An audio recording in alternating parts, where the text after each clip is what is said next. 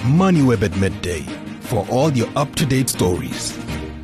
Now, if you think you're too savvy to fall for a scam, well, take a listen to this. Former aide to Nelson Mandela, Zelda Lagrange, has a warning.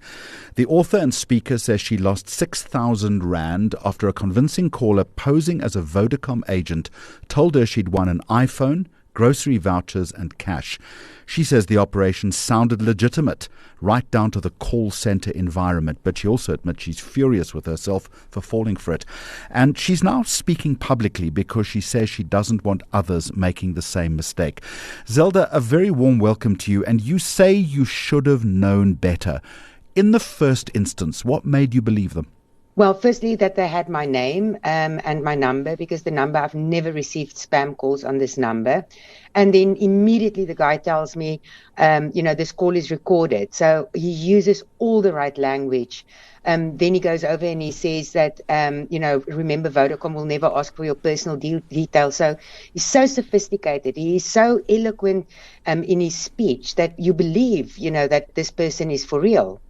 Was there any point in this conversation when something might have felt wrong, but you ignored it?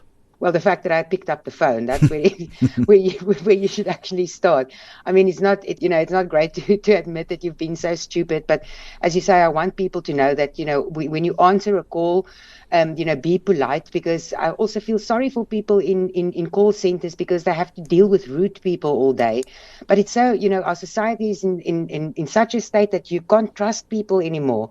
So I should have said politely, thank you very much, but I'll go to Vodacom and I'll hear what I have. But the excitement and then greed is part of everyday life for all of us, and people are suffering. So if it was so easy to convince me into something like this, it could be, other people could be very, very vulnerable as well. But at that point, when you pick up the phone, you should know, to be alert and to be assertive. But I gave him time to talk because he caught me at at the end of the day, at a very vulnerable moment. I was just off the call with someone else and I decided, let me listen to this guy, what he's got to say. I mean, I'm not even an iPhone user. So I'm already thinking, when he offers me the iPhone, I'm already thinking who I'm going to give this iPhone to, who needs an iPhone, who's an iPhone user in my friend circle of friends. So, immediately your mind goes, and then, as I say, greed is a terrible thing. I'm thinking what I can do with 30,000 rand now. So, it's terrible. It's a terrible situation. It takes some courage for a person to blame their own greed. You don't think you're being a little hard on yourself? Well, I have to be hard on myself because, I should know better. I've always said that I'd never be caught. I thought I was savvy. I thought I'm street smart, but clearly I'm not. So, I like being hard on myself because it's the only time I learn my lesson. People are, the 6,000 rand is not making or breaking me, but it's an inconvenience. For any other person, it could be make or break. And I don't want other people to have to go through this. And that's why I'm speaking up, even at my own expense. Zelda, let me rewind slightly. What exactly did they persuade you to do that cost you 6,000 rand? That's the problem. On my banking app, I've never used any features of payments or vouchers or anything. So when he asked me to go into the banking app, he also said to me, remember, Vodacom will never ask for your personal details or login details. So you are at ease. I go into my banking app and now I'm buying iVouchers, something I've never done before. By now, I've moved into my computer because he just gave me a reference number for the iPhone that I won, that I could go and pick up at the closest Vodacom shop close to me.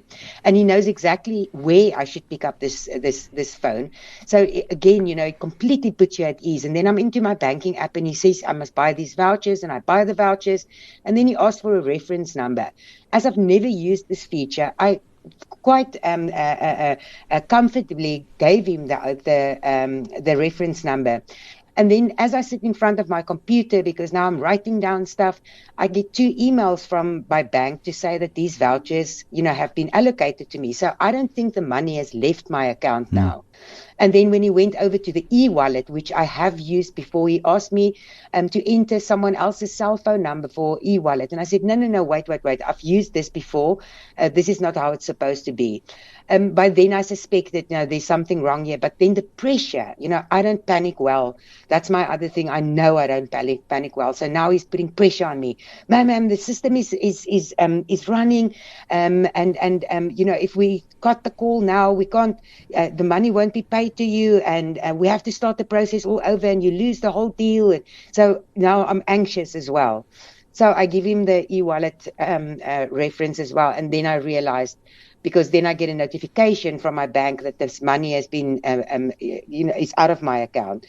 And then immediately I knew, okay, I've been scammed. So I put down the phone and I rushed to the closest store to go in and try and cash in the vouchers. But it was, Jeremy, it was literally 10 minutes later and the vouchers were cashed in already.